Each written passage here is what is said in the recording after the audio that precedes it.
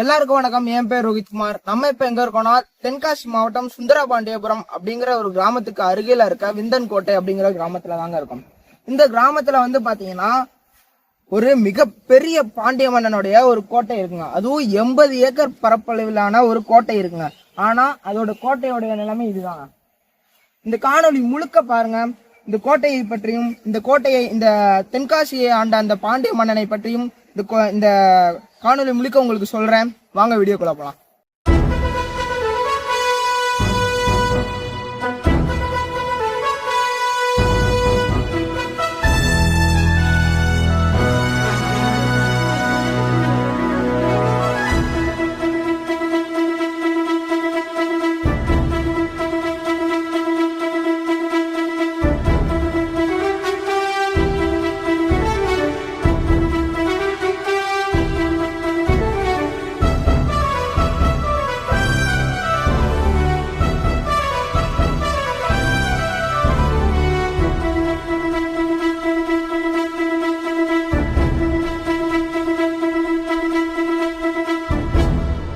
நம்ம கோட்டையோடைய மறுபக்கத்துல தாங்க இருக்கோம். இந்த மறுபக்கத்துல வந்து பாத்தீங்கன்னா இங்க ஒரு நடுக்கல் இருக்குங்க.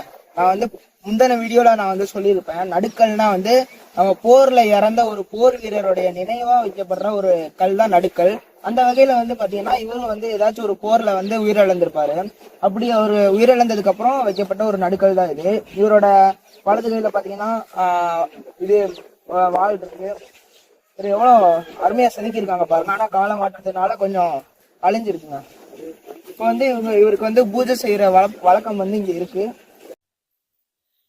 இது வந்து சுந்தரபாண்டியபுரத்தினுடைய கொஞ்சம் பக்கத்துல உள்ள ஊரு. பட் விந்தன்கோட்டைன்னு சொல்லுவாங்கன்னு வச்சுக்கோங்க. இந்த விந்தன்கோட்டையில வந்து பராக்கிரம பாண்டியன் வந்து தென்காசியை தலைநகரமா வச்சு ஆண்டப்ப வந்து இது வந்து கோட்டையா இருந்தது. கோட்டையா இருந்தது ஃபுல்லா வந்து மதில் இருக்கு சுத்தி. பட் அது எல்லாமே வந்து பாத்தீங்க அப்படின்னா வந்து எல்லாருமே இந்த ஊரை மேனேஜ் பண்ணவங்க எல்லாருக்குமே இந்த இடத்துல வந்து சொத்து இருக்குன்னு வச்சுக்கோங்களேன். நானும் வந்து இந்த இடம் வந்து நான் வாங்கி வந்து ஒரு ஆர்கானிக் ஃபார்ம் மாதிரி பண்ணிட்டு இருக்கிறேன். பட் இது வந்து இந்த கல்லுல வந்து பாத்தீங்கன்னா வந்து இந்த போர்ல வந்து இறந்தவங்களை வந்து வச்சுட்டு வந்து இந்த கல்லை நடுறது வழக்கமா வச்சிருப்பாங்கன்னு நினைக்கிறேன். ஆமா ஆமா கண்டிப்பா. தான் வந்து நானும் கேள்விப்பட்டேன். அந்த இதை வச்சு வந்து இது இருந்தது. யூஸ்வலா நாங்க என்ன பண்ணுவோம் அப்படின்னா இங்க வந்து ஏதாவது வந்து புதுசா வந்து பில்டிங் கட்டினாலோ இல்ல வந்து ஏதோ பண்ணா கூட வந்து இங்க வந்து ஒரு சின்ன பலி மாதிரி பண்றது வந்து வழக்கம். ஒரு கோழியோ எதையோ வந்து கட் பண்ணிட்டு வந்து அதுக்கப்புறம் வந்து அந்த வேலையை வந்து முடிக்கும் போது தொடங்கும் போது வந்து பண்றது வந்து ஒரு வழக்கம்னு வச்சுக்கோங்க. ஏன்னா எங்க கிட்ட ஒர்க் பண்ற பையனே வந்து 2 இடம் இதுல வந்து வண்டியில ஸ்லிப் ஆகி விழுந்துடுறாங்க. உடனே வந்து நம்ம ஒரு வருஷமா வந்து பண்ணல அப்படி பண்ணணும்னு பண்ணாங்க. அதுக்கப்புறம் இந்த உள்ள இருக்க பெருமாள் கோயில் வந்து ரொம்ப பழமையான கோயில். அது எப்பவுமே தெரியல. அதுக்கு பக்கத்துல வந்து ஒரு கிணறு இருக்கு. ஆனா அந்த கோயில்ல வந்து அவர் பராக்கிரம பாண்டியன் வந்து வணங்குறதுக்காக உருவாக்கப்பட்ட ஒரு கோயில்னு வந்து சொல்லிக்கிட்டு இருக்கிறாங்க. இன்னொரு பெருமாள் கோயில் வந்து ஊருக்குள்ள இருக்கு. சுந்தரபாண்டியபுரம் ஊருக்குள்ள வந்து ஒரு பெரிய பெருமாள் கோயில் இருக்கு. பட் அதுவுமே வந்து இவரால் உருவாக்கப்பட்டதான் அப்படின்ட்டு வந்து சொல்லுவாங்க. பட் அது வந்து எவிடன்ஸ் வைஸ் வந்து தெரியல இன்னும். இன்னும் கொஞ்சம் போனீங்க அப்படின்னா வந்து அந்த கோயிலை சுத்தி வந்து நிறைய கல்வெட்டுகள். அது வந்து 700 வருடம் பழமையா வாய்ந்த கல்வெட்டு மாதிரி தான் தெரியுது. அப்படியா? ஆமா. பட் அது எங்களுக்கு சரியா தெரியல. பட் ரீட் பண்றதுலயும் கொஞ்சம் சிரமம் இருக்கு. ஆமா சிரமம். அது நிறைய அந்த சுண்ணாம்பு போட்டு அடிச்சு வச்சு அது ரொம்ப சதலம் அடைஞ்சு. ஆமா ஆமா. அது என்ன பண்ணிட்டாங்க அப்படின்னா எதுக்காக அது பண்ணுனாங்கன்னே தெரியல. அதாவது வந்து அந்த எவிடன்ஸ் வந்து அழிக்கிறதுக்காக வந்து ட்ரை பண்ணிருக்காங்க. ரீசெண்டா தான் வந்து நாங்க பூஜை மாதிரி அந்த கோயில்ல எப்போதுமே நடத்துவோம். எல்லாருமே சேர்ந்து வந்து பண்ணி வருஷத்துக்கு ஒருத்தம் வந்து ஒரு பூஜை நடத்தி எல்லாருக்கும் வந்து ஒரு அன்னதானம் மாதிரி வந்து ரெடி பண்ணி கிட்டத்தட்ட வந்து ஒரு குறைஞ்சது ஒரு 4 to 5,000 people வந்து இங்க வந்து ஜாயின் பண்ணுவாங்க. விந்தன்கோட்டை கம்பெனி அண்ட் சாம்பூரோட எல்லாமே மொத்தமா வந்து ஒரு நாள் பூஜை பண்ணி வந்து பண்ணிக்கிட்டு இருக்கோம். அப்பதான் வந்து சரி எல்லாரும் வந்து அதை பார்க்கும்போது ஏன் வந்து இந்த கோயில் என்ன ஏதுன்ட்டு வந்து எவிடன்ஸ் தெரிஞ்சுக்கிட்டு ட்ரை பண்ணும்போது ஆனா எதுவுமே ரீடபிள் கண்டிஷன் இல்ல. ஆமா. அது என்ன பண்ணிருக்காங்க அப்படின்னா வந்து அதை வந்து எதையோ தேய்ச்சி வந்து அதை ட்ரை பண்ணிருக்காங்க. எழுத்தை ரிமூவ் பண்றாங்க. பட் அது எல்லாரும் வெளியே இருக்கிறதுனால வந்து அதை வந்து எங்களுக்கு ஃபர்தரா வந்து எடுக்க முடியல. ஈவன் வந்து அந்த சமாதியே வந்து நிறைய பேருக்கு இன்னும் தெரியாது. நம்ம நீங்க கூட சொன்னீங்க போயிட்டு வந்து கண்டுபிடிக்க முடியல. நாங்களே வந்து நானே வந்து ஒரு 10 வருஷத்துக்கு முன்னாடி தான் அந்த சமாதி இருக்கிறதே கண்டுபிடிச்சோம். அதுக்கு அப்புறம் தான் வந்து அதை கிளீன் பண்ணி அட்லீஸ்ட் வந்து பூஜை பண்றதுக்கு வந்து ரெடி பண்ணியிருக்கோம். சரிங்க. இதுதான் வந்து எங்களுக்கு தெரிஞ்ச வரலாறு. சரிங்க. பட் வந்து ஃபர்தரா வந்து நீங்க யாராவது இன்னும் கொஞ்சம் அதுல வந்து உள்ள போய் வந்து ரெடி பண்ணீங்கன்னா நல்லா இருக்கும். சரிங்க. டீம் இருக்காங்க, யூடியூப்ல நிறைய பேர் கான்டாக்ட் இருக்காங்க, அவங்கள வேணா கான்டாக்ட் பண்ணி பார்க்கலாம். இன்கேஸ் உங்களுக்கு வந்து ஐடியா இருந்ததுன்னா நான் வந்து ஸ்பான்சர் பண்ண ரெடியா. சரிங்க சார். அட்லீஸ்ட் நீங்க வந்து இன்ஃபர்மேஷன் கொடுக்க ரெடியா இருந்தாங்க அப்படின்னா சரிங்க. I can do for that. Okay sir. Okay. Thanks. Thanks. வாங்க அடுத்து வந்து நம்ம பராக்கிரம பாண்டியருடைய சமாதிக்கு போலாம்.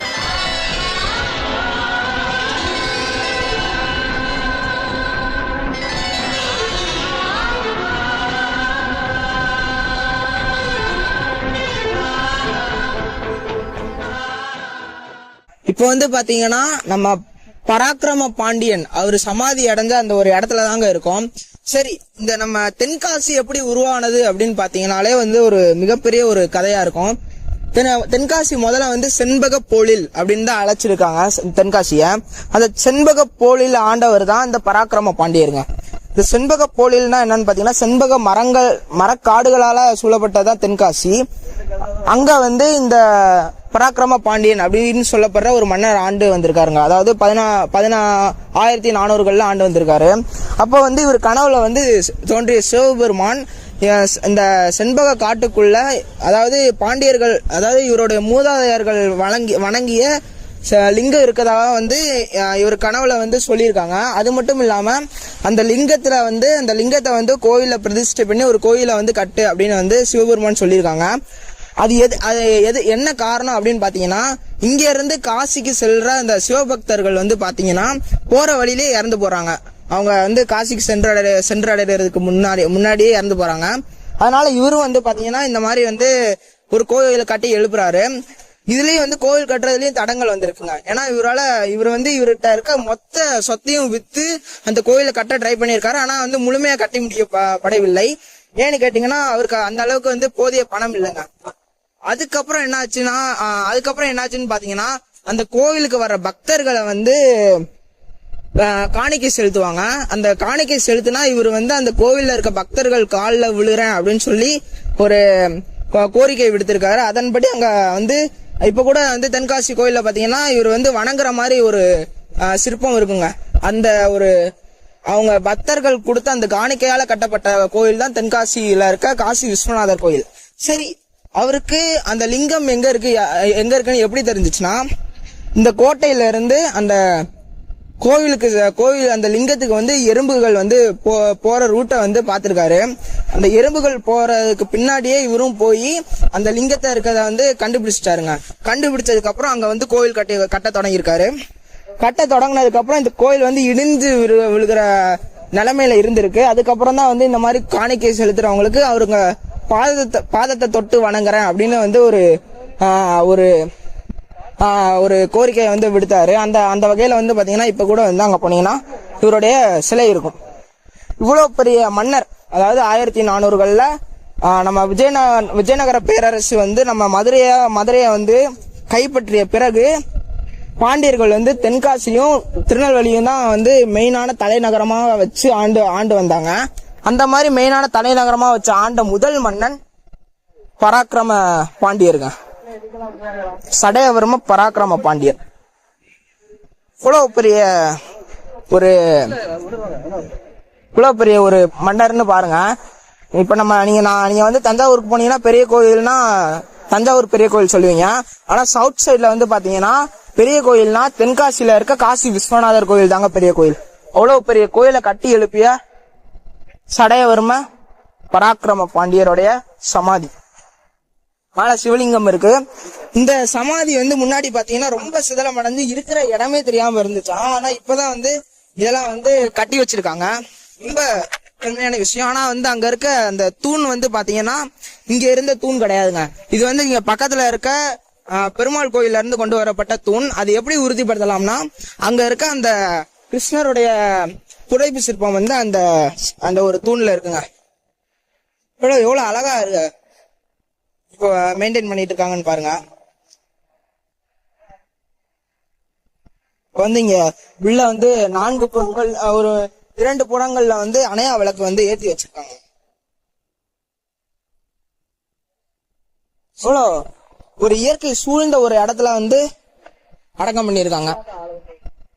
இப்ப பாத்தீங்கன்னாலே தெரியும், இந்த கோட்டையில இருக்க அந்த ஒரு தூண்கள்லாம் இங்க நிறைஞ்சிருக்கு. இது வந்து பாத்தீங்கன்னா இந்த கோட்டைக்குள்ள இருக்கிற ஒரு சமாதி தாங்க.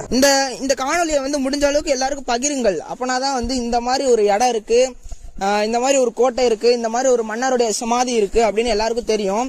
அது எல்லாருக்கும் பகிர்ந்தால் மட்டும்தான் இந்த கோட்டைக்கும் இந்த ஒரு சமாதிக்கும் ஒரு விடுவு காலம் பிறக்குங்க. சரி, இந்த இடம் எத்தனையோ மன்னர்கள் வந்து பல கோவில்களையும் நம்ம தமிழர்களுடைய வரலாற்றையும் விரிவுபடுத்தியிருக்காங்க. அதாவது அவங்க வந்து எத்தனையோ சாதனைகள் பண்ணியிருக்காங்க. அதாவது எடுத்துக்காட்டா ராஜராஜ சோழனுடைய சமாதியை பற்றி எல்லாரும் கேள்விப்பட்டிருப்பீங்க. அந்த சமாதி அப்படின்னு உறுதிப்படுத்தலைன்னா கூட அது வந்து அங்க ஒரு சிவலிங்கம் இருக்கு. அங்க ராஜராஜ சோழன் வாழ்ந்ததற்கான அடையாளங்கள் இருக்கு. அந்த சிவலிங்கத்துக்கு ஏதாச்சும் ஒரு கோயில் கட்டலாம். ஆனா வந்து இப்ப கூட அது மேற்கூரை மட்டும்தான் அங்க அமைச்சிருக்காங்க. ஆனா இங்க கூட பாத்தீங்கன்னா எந்தவித மேற்கூரையும் இல்லாம வெட்ட வெளியில தாங்க இருக்கு. இதை வந்து ஆனா எல்லாருக்கும் தெரியப்படுத்துங்க. இந்த ஒரு பராக்கிரம பாண்டியனுடைய இந்த ஒரு சமாதிக்கு வந்து நம்ம கூடிய சீக்கிரம் ஏதாச்சும் வந்து பண்ணுவோம். அது மட்டும் இல்லாம இங்க இந்த பராக்கிரம பாண்டியனுடைய சமாதிக்கு மட்டும்தான் விடிவு காலம் பிறக்கணும்னா இல்ல, இங்க கோட்டைகள் இருக்கிறதுக்கு நிறைய அடையாளங்கள். இதை வந்து நம்ம மீட்டெடுத்தோம்னா நம்ம தமிழர்களுடைய வரலாறும் உலகெங்கும் பேசப்படும். இங்க பாத்தீங்கன்னா தெரியும், நிறைய கோட்டை சுவர்கள் வந்து இங்க காணப்படுது. முழுக்க வந்து கோட்டை சுவர்கள் வந்து இங்க காணப்படுது. இந்த கோட்டை சுவர் இந்த இடம் வந்து எதற்கு பயன்படுத்தி இருப்பாங்க அப்படின்னு பாத்தீங்கன்னா, இது வந்து குதிரை கட்டி வைக்கிற ஒரு இடமா கூட பயன்படுத்தி இருக்காங்க. ஏன் சொல்றாங்க அப்படின்னு பாத்தீங்கன்னா, இங்க வந்து நடுவுல வந்து நிறைய துளைகள் இருக்கு. இத வச்சு வந்து இந்த இடம் வந்து குதிரையை வந்து கட்டி வைப்பதற்கான ஒரு இடமா கூட பயன்படுத்திருக்கான். தெரியும் நிறைய இடம். ஆனா இதுல என்ன வருத்தத்துக்குரிய விஷயம் அப்படின்னு பாத்தீங்கன்னா, இவ்வளவு பெரிய கோட்டைய வந்து யாரும் வந்து பராமரிக்கல. அதனால இங்க பாத்தீங்கன்னா தெரியும், கோட்டையில் இருந்த அந்த தூண்கள் வந்து இங்க இருக்குங்க. எவ்வளவு அழகா செதுக்கி இருக்காங்க பாருங்க. இங்கேயும் வந்து கோட்டையில் இருக்கிற அந்த ஒரு தூண்கள்லாம் இங்கே சதலம் அடைஞ்சு கிடக்கு.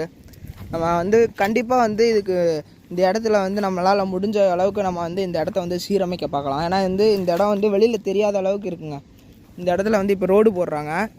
இந்த மாதிரி ரோடு போடும்போது வந்து என்ன ஒரு பிரச்சனை ஆகும்னு பார்த்தீங்கன்னா, இந்த மாதிரி ஒரு வரலாற்று இடங்கள் வந்து சில பேர் வந்து அழிச்சிருவாங்க என்னன்னு தெரியாமல். இங்கே இருக்க அந்த கோவிலில் கூட வந்து பார்த்திங்கன்னா நம்ம கல்வெட்டுகள் வந்து ரொம்ப சதலம் அடைஞ்சிருக்குங்க. அது ரொம்ப வருத்தம் அடிக்கக்கூடிய ஒரு விஷயம். சரி வாங்க அடுத்து நம்ம கோவிலை பற்றி பார்க்கலாம். சொல்லுங்க. மிந்தங்கோட்டை இது வந்து பராக்கார பாண்டியனுடைய கோட்டை. இதில் கிட்டத்தட்ட 80 ஏக்கர் இந்த கோயிலுக்கு பராக்கார பாண்டியன் சம்மந்தப்பட்ட இடம் உண்டு. ஏன்னா இந்த கோயில் வந்து இப்போதைக்கு சரியான முறையில் பராமரிக்க இல்லாமல் இருந்துக்கிட்டு இருக்கு. ஆனால் திருப்பதியில் எப்படி சாமி கும்பிட்டோமோ அது போல் உள்ளே கும்பிடலாம். அப்படிப்பட்ட ஒரு இடம் இது, புனிதமாவுள்ள இடம்.